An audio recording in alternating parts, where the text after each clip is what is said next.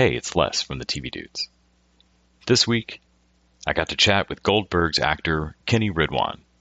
He told me about what it's like to attend Columbia when your day job is playing Dave Kim, how crazy his schedule is, his best days on set, and much more. I hope you enjoy.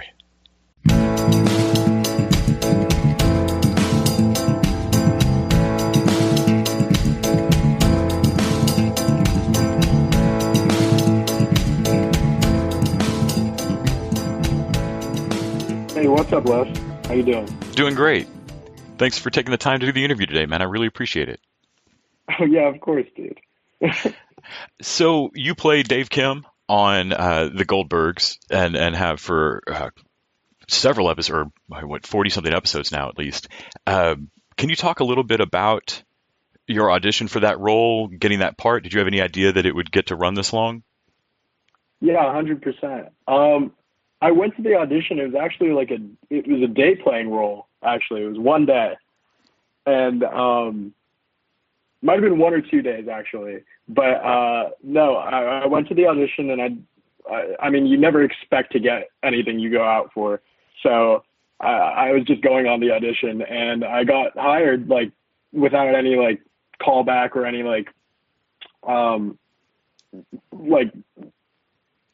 succeeding interview. And I just came on set, I did my scene, and they called me back in the next 3 weeks to do another episode. And I was like, wow, this is pretty cool. I thought this was just going to be a day playing role. And then now looking back, it's been I don't know, going on our 6th season and, 6 years of doing this show. And it's wow, I can't believe that it all originated from just one day playing role. Was there a moment where you kind of knew that the writers were continually putting Dave Kim back in the storyline, or where something changed on set? I wouldn't say that there was a moment where I would be this is the moment where the writers decided Dave Kim would play a bigger role in the storyline. But I definitely say by the 3rd season, I was okay, well, Dave Kim's a staple now, and I should expect to be on more episodes or stuff like that. Yeah, if nothing else, I would want an explanation of where he went if you suddenly weren't there. He's a part of the show. Yeah, exactly. No. You've been acting for quite a while. I know you kind of got the bug when you were a kid, as far as getting on stage. Mm-hmm. When you were 10 or so. Can you talk a bit about what it was like taking steps at that age to really try to do it, to really try to be professional with acting? Yeah, no, that was the major transition, was from just from being casual and just being in school theater productions where I was playing Maurice in Beauty and the Beast or something like that. And to going pro was mostly I think I was successful in it mainly because of my parents, being so supportive.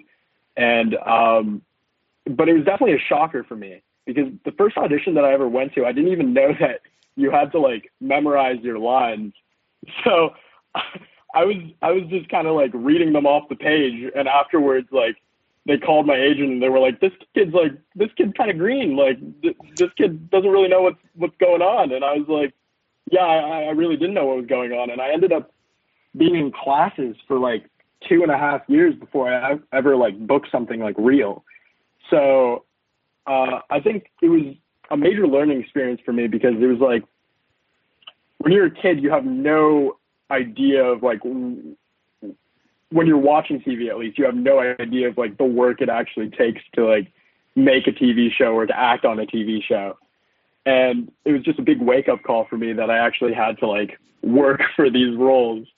But yeah, after those 2.5 years, everything else was kind of history. I was, I think, 12 or 13 at the time. And yeah, I just kept working ever since. And you just recently started attending Columbia, is that right? Yeah, I did. Yeah, I'm a sophomore. How has it been transitioning into college life while keeping up acting? Well, I mean, I moved from LA to New York, and that was pretty throttling, not gonna lie. I'd never been in New York other than like the first time I ever like came to Columbia, which was really wild to me, and I don't know why.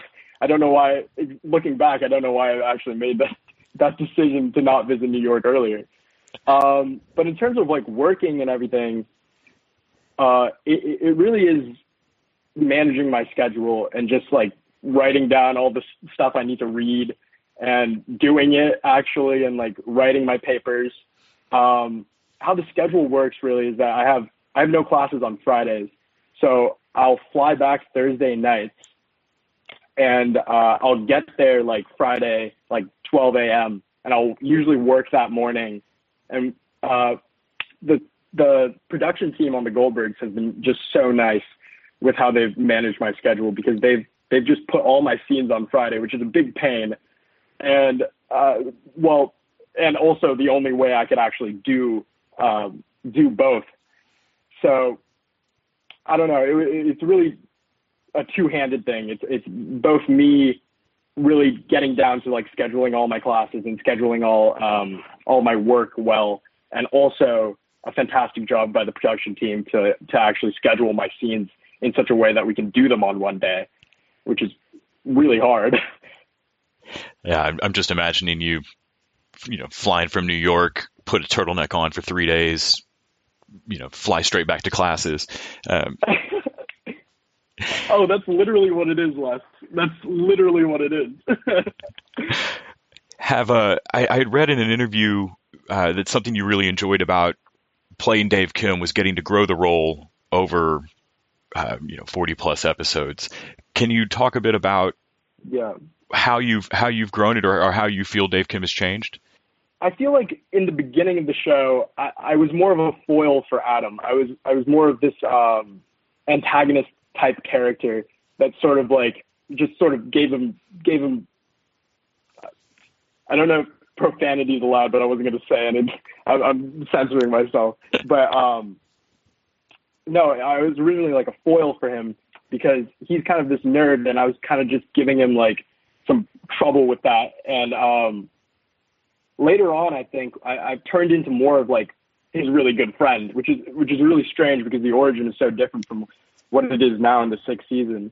But now I think I've kind of transitioned into this character that sets up a lot of the A or B storylines for Adam throughout the show.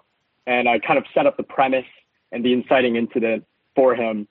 And then I maybe show up later as he's trying to get through this incident or problem that's arose. I know I've got a couple of favorite Dave Kim moments across the various seasons. I think the Top Gun Maverick scene comes to mind, but that was 4 seasons in. Yeah. Do you have any particularly favorite moments that you've gotten to do? Oh, 100%. 100%. I have my most favorite moment in the entire show is one line. I honestly don't remember what season it was in, but it's Dave Kim likes him thick. And that just made the week for me when I was working. I was like, this is gold. Have you had any scenes, maybe not even in Goldbergs, but just acting wise, that have been particularly challenging for you or tough to perform? Yeah. When I was first in that 2.5 years of classes that I was in before I actually did anything, I was in a drama class, and I'm not really like a dramatic actor. I wouldn't say that, at least, and I'm also not very much of a dramatic person. I'm more of a I don't know, I'm just kind of an aloof person.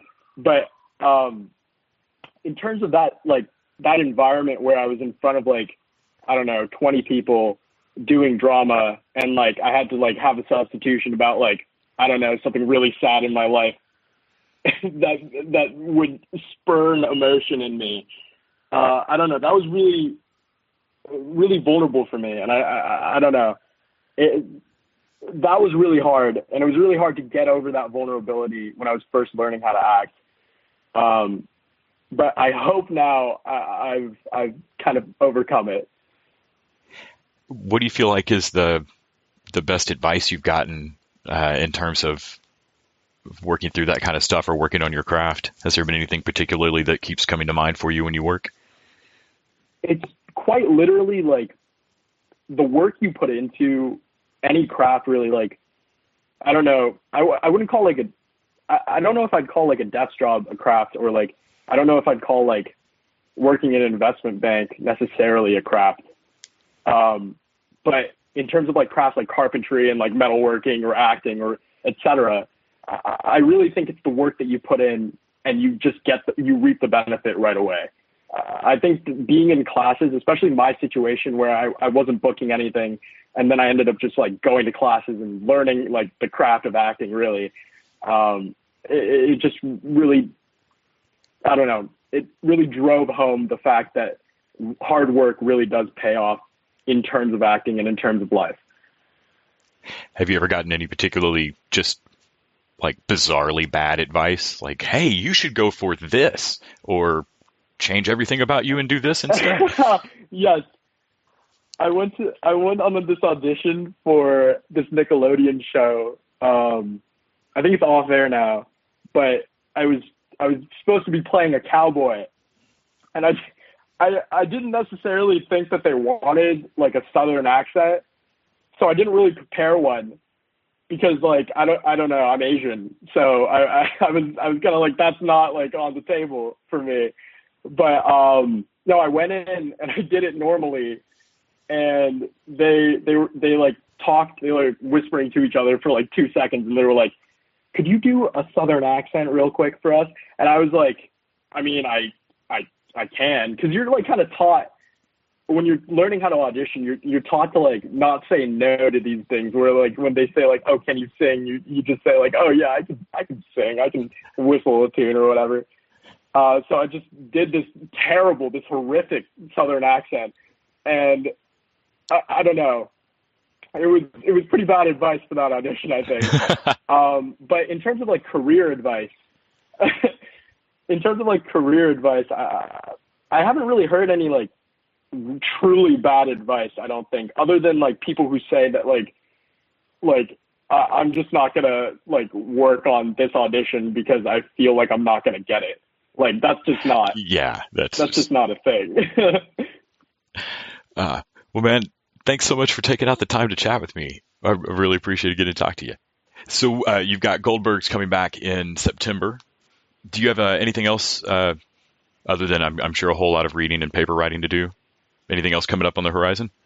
Well, honestly, for me, when I decided to like go to college, especially so far away, my idea was like, okay, I'm gonna really focus on school, and I'm gonna try to like take the pedal off a little bit. And as of now, I don't really have anything going, but I'm going on auditions and everything. It's just kind of hard to do when I'm in New York, and most of the auditions are in LA and most of the shootings in LA. But I think I have a few things that I'm trying to produce that I'm writing next summer, which is going to be pretty exciting. But other than that, pretty much nose to the grindstone right now. Well, that's great. I'm definitely interested to hear about the stuff you're writing as that gets further along. So I'll have to keep an eye out for that. Yeah, no, yeah. Well, man, have a great time flying back and forth, and thank you. Have a great rest of your day.